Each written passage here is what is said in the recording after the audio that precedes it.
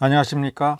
기독교 한국침례회 진리교회를 섬기는 임원주 목사입니다. 이 동영상은 종교, 교회, 교파, 교단을 다루는 12번째 동영상입니다. 또한 칼빈주의, 그 정의와 역사, 그리고 실천적 영향이라고 하는 제목의 벤자민 워필드가 최종적으로 수정하여 기고한 그 정의를 다루는 두 번째이며, 칼빈주의 신학의 원리들에 대해서 구 프린스턴 학파의 사상을 정리한 것이라고 볼 수 있는 논고의 부분입니다. 칼빈주의와 아르미니우스주의라고 하는 이 책의 139쪽에서부터 162쪽에 수록된 내용입니다. 원리들에 관하여 라고 하는 제목의 이 부분은 A서부터 G까지 7개의 절로 정리되어 있습니다. 그런데 우리는 이 논고에서 칼빈주의 정의와 구 프린스턴 신학의 흐름에 대해서 파악하기 위해서는 식민지 시대의 미국, 즉 독립하기 이전에 대학 교육에 대해서, 그리고 거기에 연동된 신학 교육에 대해서, 미국의 상황에 대해서 검토해 볼 필요가 있습니다. 이 지도는 BC 4세기에 등장한 그리스 마케도니아의 알렉산더 대왕의 동방 원정의 최대 판도입니다. 가난한 마케도니아에서 출발해서 이집트를 원정하고 계속해서 인도 서북쪽 끝 부분까지 진출하여 대제국을 건설했습니다. 이 헬레니즘 제국은 나중에 4개의 왕국으로 쪼개져 있습니다만은 근본적으로 상업제국입니다. 즉 상업 유통망을 보존해주고 치안을 유지해 줌으로써 제국 전체의 경제를 활성화시키면서 밑에 부속 왕국들, 각 토호들과 공존하고 공생하는 이러한 시스템입니다. 마케도니아와 지금의 터키에 해당하는 당시에 아시아라고 부르던 이 지역을 중심으로 하여 거대한 상업 유통망을 형성할 그때에 서쪽에서는 이탈리아 반도에 로마가 등장을 했습니다. 지중해 연변에 있는 수많은 도시들 가운데에 그리스에서 출발한 식민 도시국가들이 있습니다. 이들은 해외로 진출하여 원주민을 노예로 착취한 것이 아닙니다. 원주민들과의 갈등도 있었습니다마는 해안에 무역도시들, 중개기지들을 건설하여서 전체 유통망을 만들어가고 있었습니다. 그럴 때 BC 3세기서부터 로마가 등장하면서 카르타고라고 하는 굉장히 강력한 해상 패권을 가진 이 도시와 경쟁을 하는 것이 BC 3세기의 제2차 포에니 전쟁입니다. 포에니 전쟁의 최종 승자는 약소국가였던 로마였습니다. 로마가 주변 이탈리아의 여러 도시들 혹은 작은 국가들을 통합해 나갈 때까지만 해도 농업이었고 무역에 대해서는 잘 알지 못하였습니다.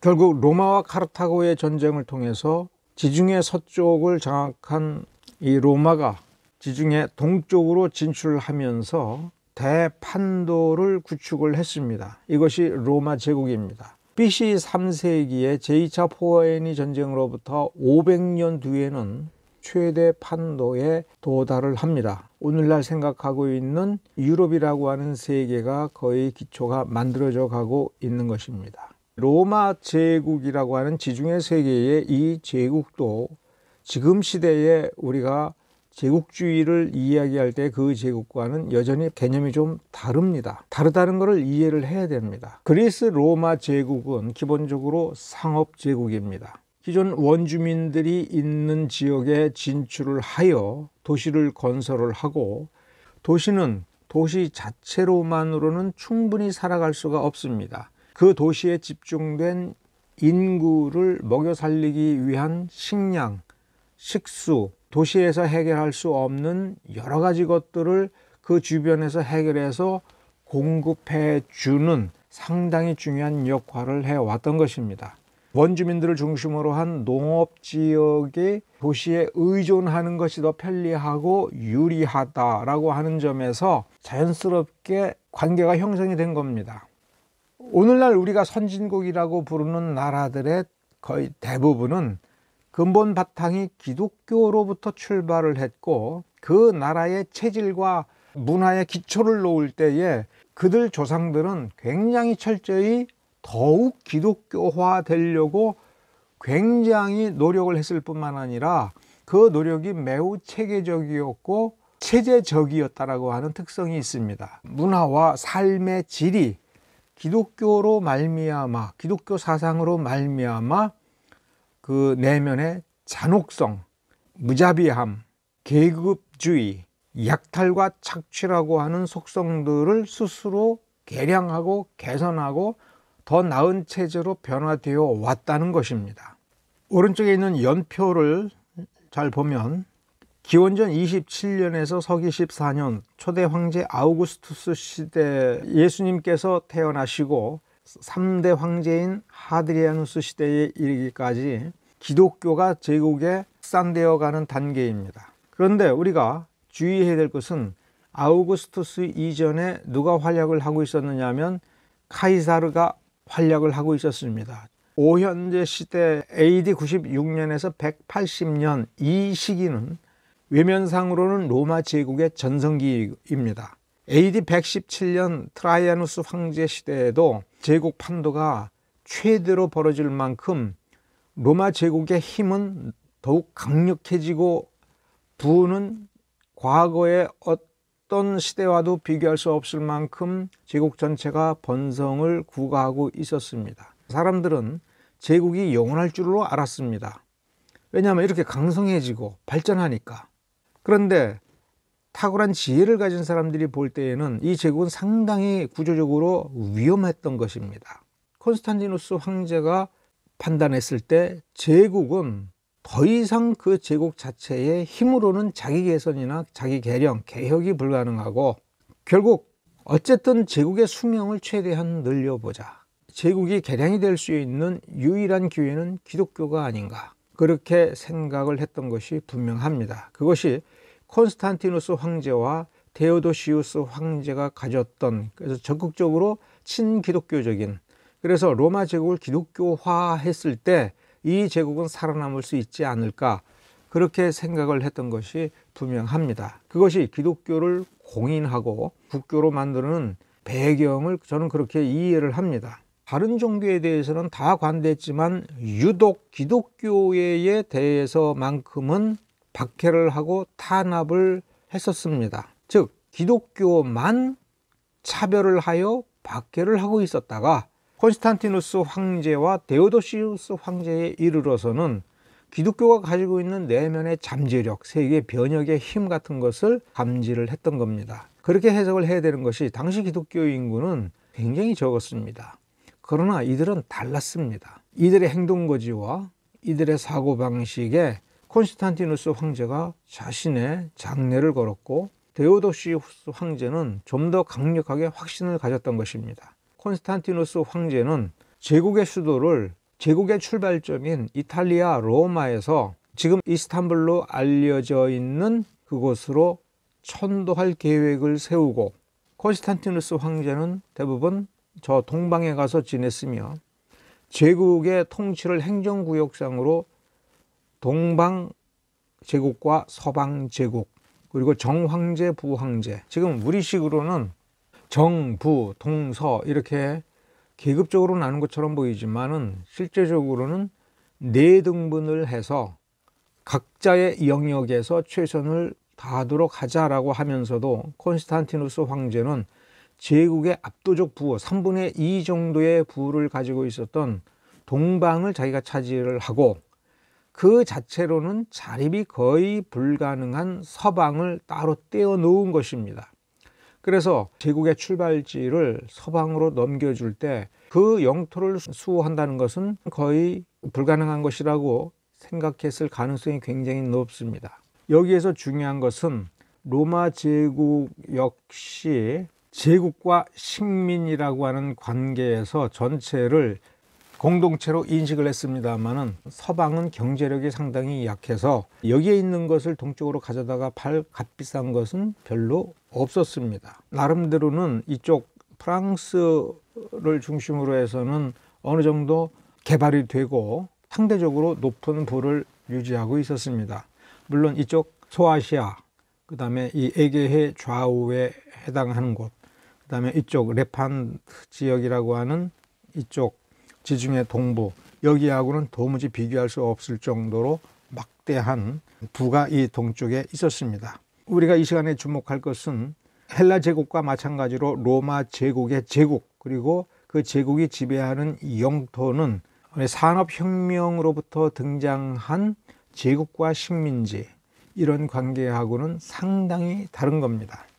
그리고 여기에 무역이다라고 하지만 그것이 포르투갈, 스페인, 네덜란드의 상업제국하고는 성격이 다른 것입니다. 다름을 이해를 해야 됩니다. AD 1000년경에 신성로마 제국의 4대 왕국, 그 다음에 여기 왼쪽에 프랑스 왕국, 여기 잉글랜드의 앵글로색슨 왕국.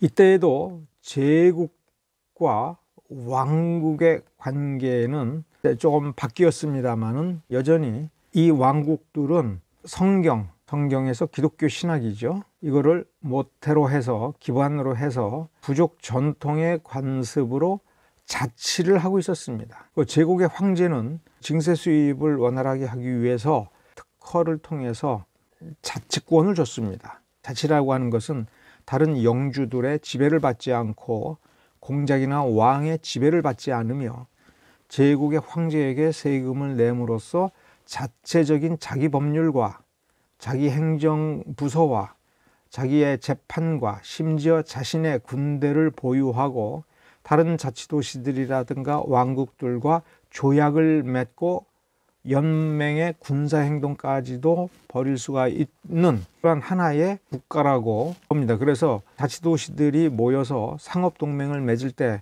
그들은 일종의 연방국가처럼 행동하기도 했습니다. 오랫동안 그렇게 해왔어요. 그러니까 우리가 생각하는 것처럼 제국이 강압적인 통치라는 동양적 관점에서의 황제라든가 제국이 아니었던 것입니다. 그러던 것이 미국이 등장함으로써 제국의 개념이, 그리고 통치의 개념에 상당한 변화가 등장을 하는 것입니다. 남미에는 인디오들의 왕국들이 있었고 거기에도 제국이 있었습니다. 그래서 여러 약한 부족들을 지배하고 다스리는데 좀 잔인하기까지 했습니다. 근데 북미는 인디언들이 이 광대한 지역에 흩어져서 나름대로 수백 개의 안정된 국가들을 형성하고 대체적으로 평화로운 관계로 정착을 하고 있었습니다만은 이 유럽에서 온 사람들이 볼 때에 공유하거나 융합을 하거나 해서 함께 발전시킬 만한 어떠한 것도 없었습니다. 어떠한 제도도 없었고요. 역사적인 기념물도 없었고요. 어떤 시스템도 없었습니다. 그래서 유럽의 주요 국가들의 이주자들이 건너와서 자신의 본토에서 생각하고 살았던 것만큼 똑같은 방식으로 여기서 살려고 했습니다. 물론 그것이 인간인이상 자연스러운 것이죠.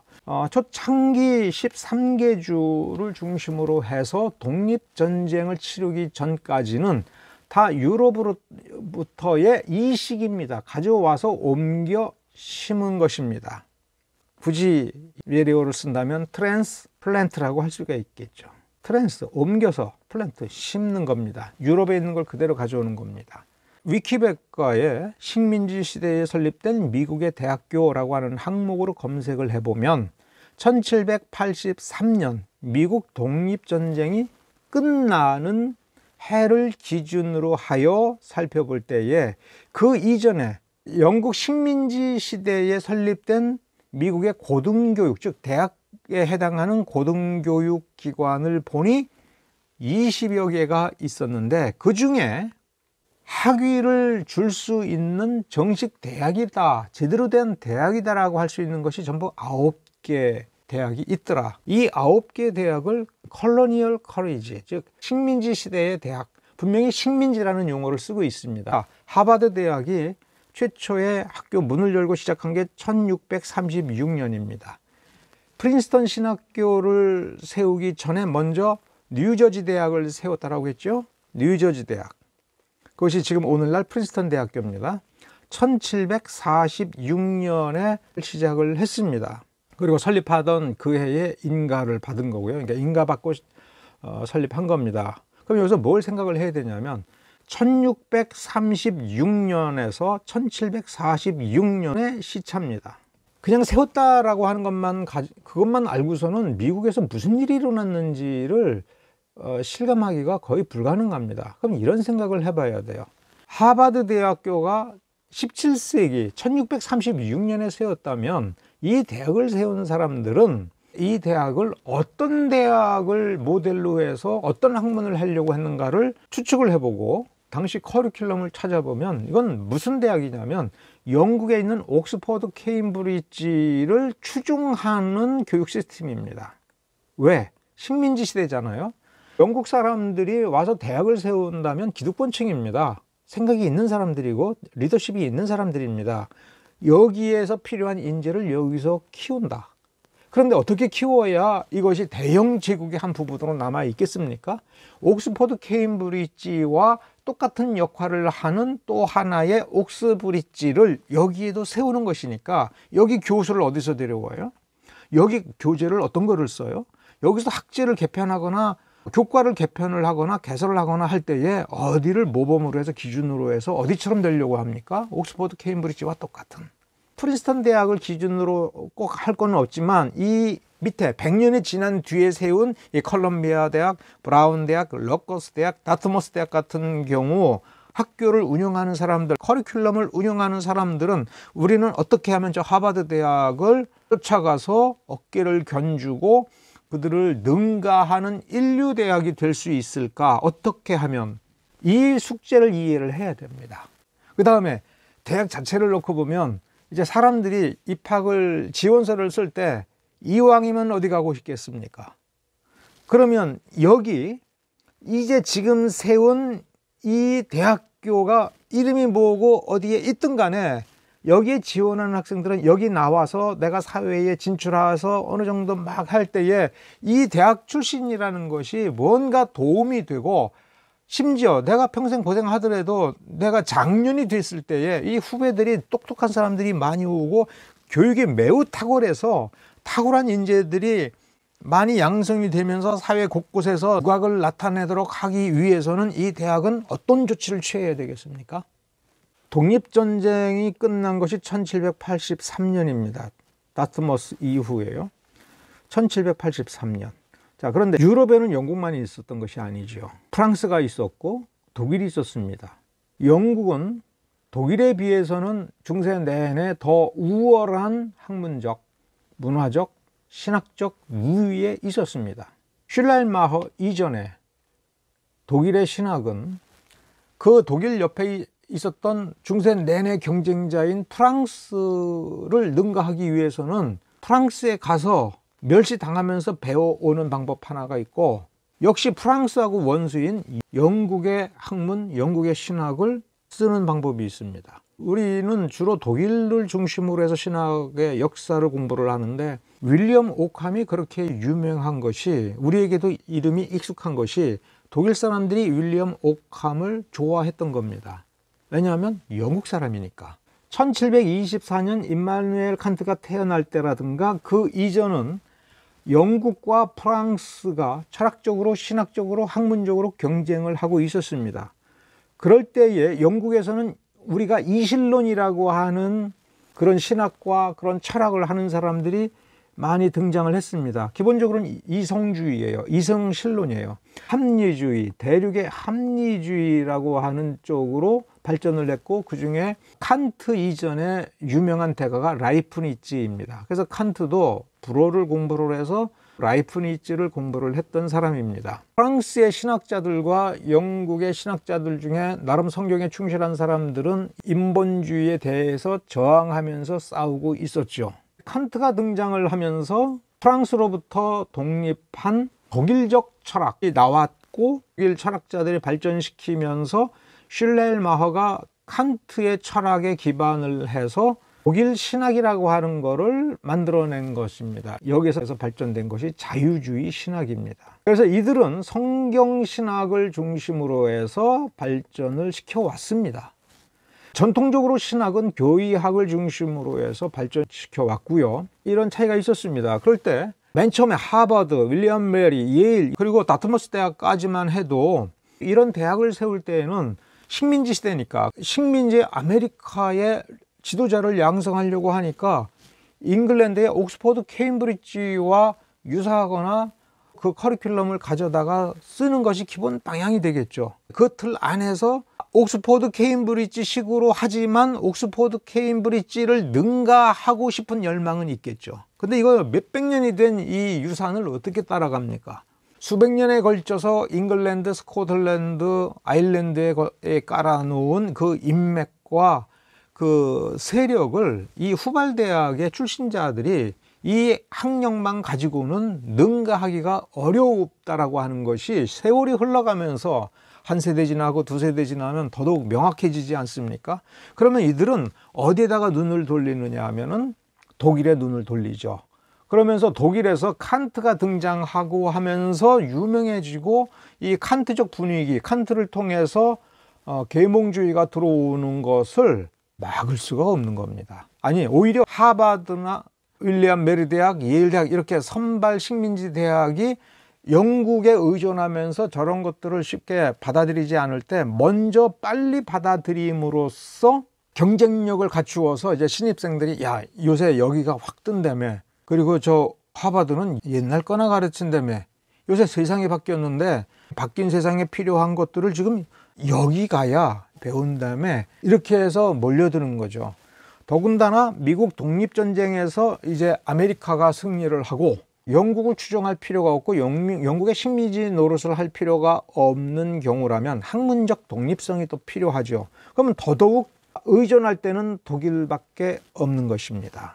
이 독립전쟁 이후에 프랑스 대혁명에 휩싸이면서 엄청난 혼란에 빠지죠. 서로 죽이고 죽는 기간이 굉장히 길어지는 것입니다. 그래서 독립전쟁 이후에 미국의 학문은 점점 더 독일 쪽으로 기울어져 가고, 독일이 영국과 프랑스의 학문, 과학기술을 능가하기 위해서 주로 화학, 의학, 핵물리학 이런 쪽으로 집중해서 놀랍도록 발전을 시키고 있는 모습을 보이자, 그리고 이 독일의 과학자들이 미국으로 이민을 하면서 미국의 과학기술이 발전하죠. 그러면서 독일적 영향력이 굉장히 커지게 되는 겁니다. 그러면서 슐레일마허를 중심으로 해서 발전한 이 자유주의가 미국의 대학에 급속도로 퍼지는 겁니다. 그러면 우리가 신학을 공부할 때는 자유주의 신학에만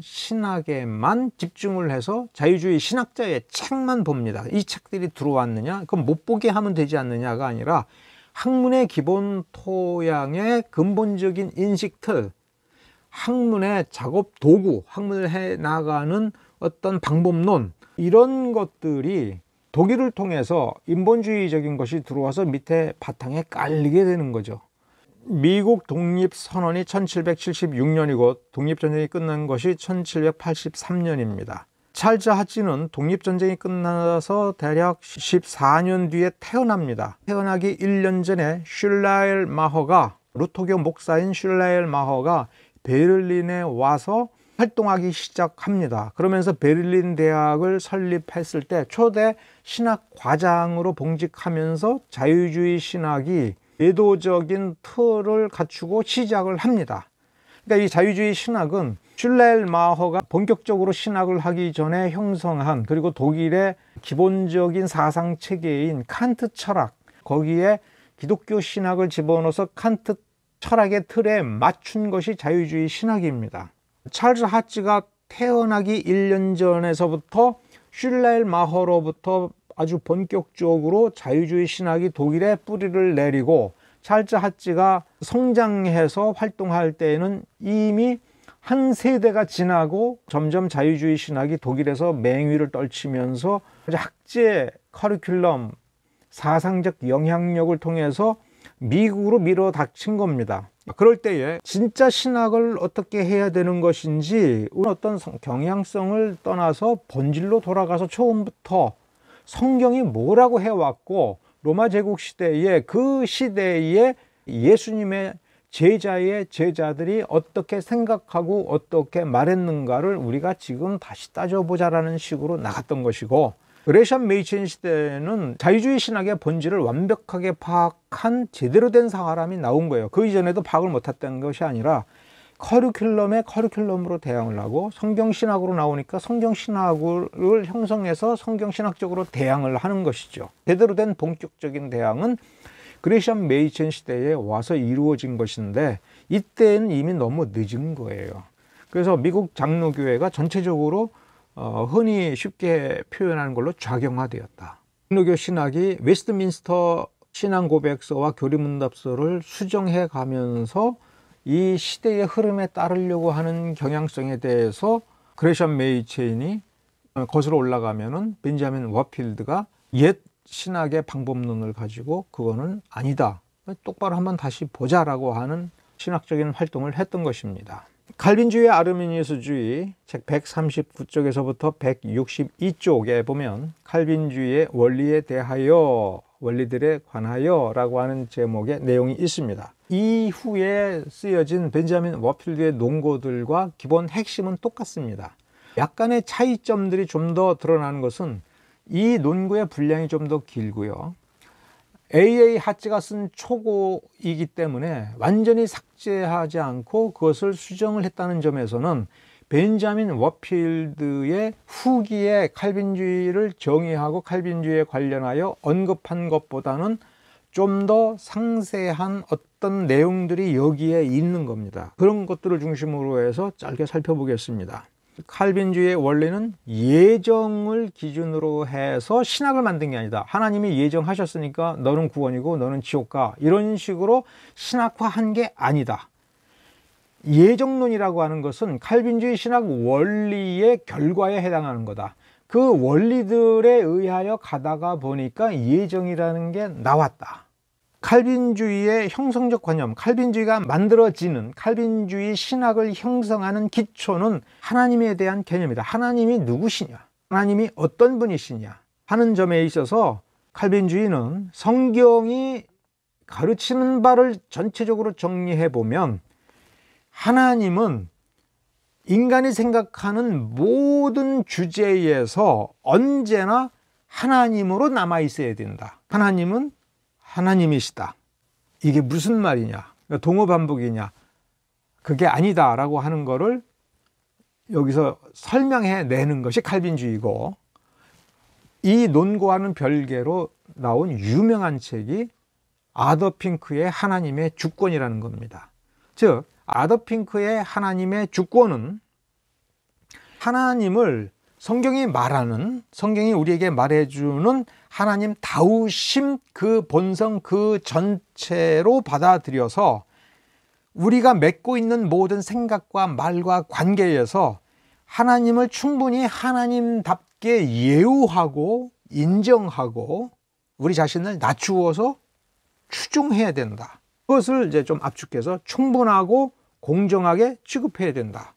말로는 하나님이라고 하고 기도할 때는 하나님이라고 하지만 행동하거나 처신하거나 선택할 때에는 하나님을 하나님으로 취급하지 않고 죄인인 자기 자신이 진짜 하나님인 것처럼 처신하게 되는 모순이 있는데, 이 모순을 극복해 나아가는 그것이 칼빈주의다.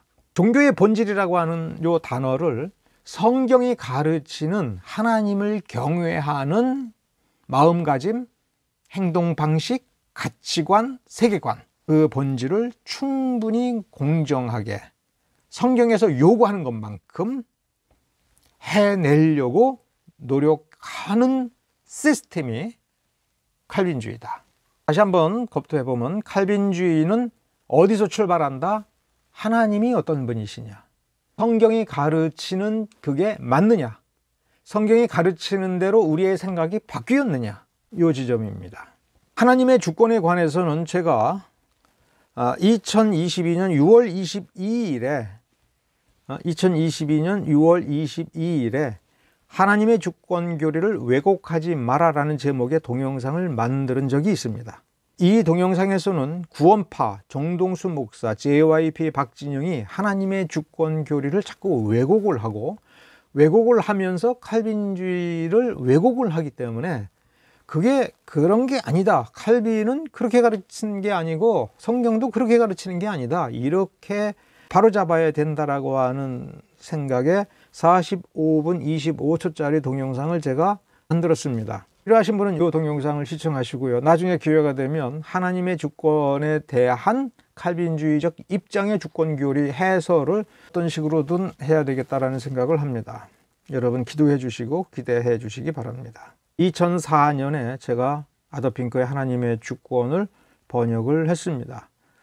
이 책을 여러 번 정독을 하고 묵상을 한다면 이를 말할 수 없이 좋은 유익을 얻으실 수 있을 겁니다. 원리들에 관하여 이 책으로 다시 되돌아가서 중요한 부분을 확인해 보겠습니다. 모든 종교는 창조주 하나님이 우리 피조물과 맺고 있는 관계로부터 나오기 때문에 칼빈주의는 어떻게 결론을 내리느냐 하면 피조물인 인간이 원래 자기 자리에서 하나님을 바라보는, 그런데 어떻게 바라보느냐? 전능자로. 하나님은 오직 무로부터 존재하는 모든 것을 창조하셨고, 창조하실 때 그리고 통치하실 때 하나님 자기 이외의 어떤 것에도 제한받거나 의지하지 않고 창조하셨다. 그래서 하나님은 세상을 창조하고 인간을 창조하고 인간의 운명을 결정할 때 하나님 이외에 그 어떤 것도 존재하지 않았었고, 그 어떤 것에 의존할 필요도 없고, 그 어떤 법칙을 준수할 필요가 없었다. 바로 그러한 점에서의 전능자 하나님을 바라볼 때에 피조물에 마땅한 의무인 종교에 본질적으로 도달할 수 있다. 최고 수준에 도달할 수 있다. 즉 칼빈주의는 피조물이 죄인의 자리에서 하나님의 영광의 자리로까지 나아감에 있어서 하나님께서 우리에게 공급해 주시는 방법들을 파악하여 그 방법대로 나아간다. 그래서 이 정의 자체에서는 칼빈주의는 성경의 가르침에 철저할 것을 전제로 합니다. 왜냐하면 신학을 할 때 성경 이외에 하나님의 뜻을 알 수 있는 합리적이고 객관적이며 확고부동한 근거 자료는 성경 이외에는 없기 때문에 20세기 중반에 성경 무론 논쟁을 통해서 보면 성경 무호론자만이 제대로 된 칼빈주의자가 될 수 있다 하는 겁니다. 비록 우리가 번역 성경을 보고 원본을 확인해 본 적은 없지만 번역 성경을 철저히 신뢰를 하고 1.1핵도 함부로 임으로 해석하지 않고 성경 부분은 전체를 구성하고 전체를 통해서 부분도 조화를 이루어가는 그러한 관점을 가지고 그렇게 성경을 파악함으로써 최고 수준의 종교성을 갖고 최고 수준의 인격적 변화를 도모하는 체제가 이 칼빈주의다라고 하는 것이 칼빈주의자들의 정의인 것입니다. 아브라함 카이퍼의 글을 인용해서 이 칼빈주의의 특색을 설명합니다. 세상에 있는 종교는 기도 행위에서 최상의 표현을 발견한다. 기도는 칼빈주의자들의 정의에 의하면 기도는 자기의 마음속 깊은 곳, 마음의 깊은 뿌리에서부터 토해져 나오는 토로 쏟아져 나오는 것입니다. 그래서 구원받은 자의 고백과 삶에서 하나님을 향해 한결같은 태도를 취하도록 만들어주는 경향성을 이 기도가 드러내준다. 여기서 이 문구로는 정의가 없으나 여기에 있는 이 사람을 거듭난 사람이라고 얘기하는 것은 칼빈주의적 관점입니다. 왜냐하면 거듭나지 않고는 하나님을 찾지도 아니하고 하나님을 조금 더 알지도 못하고 하나님과 어떤 관계성을 갖고 있지 않기 때문에 그가 어떤 식의 경건한 기도를 하더라도 그것은 참다운 기도가 아닙니다. 참다운 기도가 나오려면 거듭나야 되는 겁니다. 그러므로 거듭난 사람은 그 속에서 하나님을 향한 그리움이 있고 하나님을 지향하는 바가 있습니다. 그래서 그가 자기가 생각해서 이익이 된다라고 하는 것을 기도하는 것이 아니라 가슴 속에 있는 그 가장 밑바닥에서부터 막을 수 없이 솟구쳐 나오는 그것이 그 사람의 가장 진실된 경건의 표출이다라고 보는 거예요. 정말 하나님을 알고 신앙을 가졌다라고 하면 가장 깊숙하게, 가장 진실하게, 가장 절실하게 종교성을 표출하는 인간적인 그 무엇이 바로 기도. 그래서 기도를 보면 그 사람의 신앙의 깊이를 알고 거듭남에 있어서 성화의 정도가 드러난다라고 하는 겁니다. 지금 이 얘기를 누가 하고 있는 거냐면 아브라함 카이퍼라고 하는 대가가 한 이야기를 여기에 인용해 놓고 있는 겁니다. 가슴속에서 갈망하고 있는 건 성경이 가르쳤으니 그 가르침 중에 소화되고 이해되는 것이 가슴속에 남아서 아, 내가 이렇게 못 살고 있구나 라고 해서 그 아픔, 그 고통, 그 회환을 하나님 앞에 토로하면서 주님 용서하십시오, 도와주십시오 이런 식으로 말하는 거 아닙니까? 그게 기도 아닙니까? 그러면 숙제는 뭐냐면 그 고백과 삶을 일치시키는 거야. 칼빈주의가 아닌 신학에서는 그렇게 일치시켜주기 위한 어떤 체계, 개념, 조치들을 고민하지 않는다. 부족하다. 그래서 진실되게 기도를 한 사람도 막상 기도가 끝나고 나면 그 다음에는 뒤죽박죽이 되고 개념이 잡히지 않으니까 그 삶은 방황하게 된다. 근데 가슴속에서 진실되게 찾고 있는 그 하나님 앞에서의 거룩함, 하나님을 향한 경건함을 어떻게 이룰 것인가에 관하여 집중적으로 연구를 하고 대를 이어서 방법론을 축적하고 정리한 신학이 칼빈주의니까 자기가 기도하고 갈망하는 대로 삶을 방향성을 잡고 나아갈 수 있도록 해주는 신학이다라는 뜻입니다. 그런 점에서 윌리엄 에임즈의 신학의 정수의 정의는 바로 이 부분에서 칼빈주의 신학을 전개해 나가는 겁니다. 바로 이러한 태도, 마음의 근본적인 태도에서 칼빈주의와 칼빈주의 아닌 것들이 갈라져 나간다. 공통적 칼빈주의는 절대예정이고 아르미니우스주의자들은 예지예정이다 라고 해서 달라진 것처럼 얘기하지만 양자의 차이점은 예정 작정의 근거에 관한 개념에서 달라진 것이다. 이렇게 달라지게 된 기점, 표지, 특징은 유효적 은혜교리다. 칼빈주의의 유효적 은혜교리는 받을 자격이 없는 자에게 값없이 주어지는, 그러면 하나님 쪽에서는 받을 사람이 받을 자격이 없는데 일방적으로 주신 거죠. 그 왜 일방적으로 주시는 거냐 할 때에 그런 권한이 어디에 있느냐 할 때 하나님의 주권이다. 그런 점에서 주권적인 겁니다. 사람은 그걸 거절하고 싶어도 거절할 능력도 없다. 그래서 불가항력적 은혜가 되는 거죠. 유효적 은혜 교리를 이렇게 쭉 펼치면 그 뒤에 무조건적, 어떤 조건도 고려하지 않고 주시는 은혜, 어떤 조건도 고려하지 않고 주시는 무조건적 예정, 이렇게 나아가는 것이 칼빈주의입니다. 그래서 칼빈주의의 다른 별명이 은혜신학이라는 이야기입니다. 칼빈주의를 변형시킨 아르미니우스주의, 이 사람들은 보편속죄론과 이 불가항력적 은혜 교리라고 하는 것, 이거를 융합을 시키려고 했던 겁니다. 그런데 문제는 이렇게 둘을 융합하면 부합주의로 가게 되고, 보편속죄론은 다른 신학적인 여러 특성들을 다 변질시켜 버려요. 왜냐하면 하나님은 어떤 사람을 구원으로 이끌어주기 위해서는 하나님께서 원하시는 대로 하는 것이 아니라 은혜 받을 그 인간의 마음의 상태에 맞추어서 거기에 따라 자신의 역사를 조절을 해야 돼요. 이 은혜교리의 내부의 정의가 바뀌지 않으면 안 되는 겁니다. 직접적인 영향을 미친다. 그래서 하나님께서 은혜를 주권적으로, 구속 은혜를 주권적으로 베풀어 주신다는 점에서는 아르미니우스주의자들도 그 뿌리는 여전히 칼빈주의라고 하는 것은 맞지만, 실제 교리의 그 불가항력적 은혜 교리의 그 내용을 변형시켜서 다른 내용을 갖도록 만들 수밖에 없다. 그러면 전통적인 칼빈주의의 은혜 교리가 어떻게 바뀌느냐, 이 보편 속죄론에 의해서 알미니안주의자들의 신학이 어떻게 바뀌느냐, 물리적으로 활동하는 창조적 효력, 인간은 성령이 살려주고 새롭게 해주고 그럼으로써 그 생명력의 능력으로 활동할 수 있을 때까지는 수동적인 상태가 되는 거예요. 이 부분이 중요한 겁니다.